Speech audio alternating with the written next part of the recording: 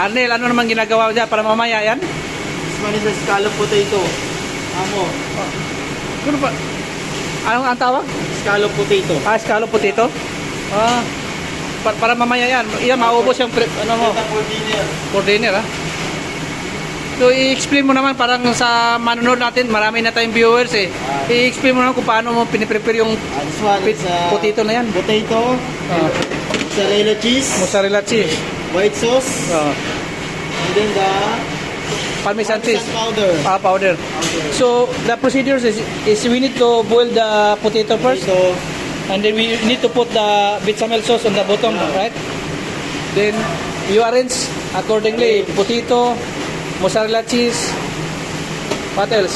and later we put in the oven for Yes. 1.5 hour. 1.5 hour.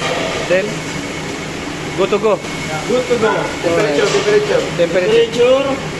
What is the temperature? Oy, Jao. How are you, Jao? Okay lang.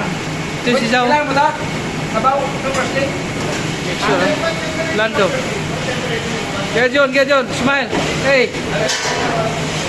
Smile, man. Panwar, this is Chef Tornant in the hot buffet, very hardworking guy, man. See, just not see sitting there. Sitting there. Just washing the clothes, man. This is not the standard. See? Lobster base? Mekos. Lobster base? Gijon kamote. Jason Capote again. My God. Sim, man. Ano ba ito? Gagamitin niyo na ba ito? Put the gloves.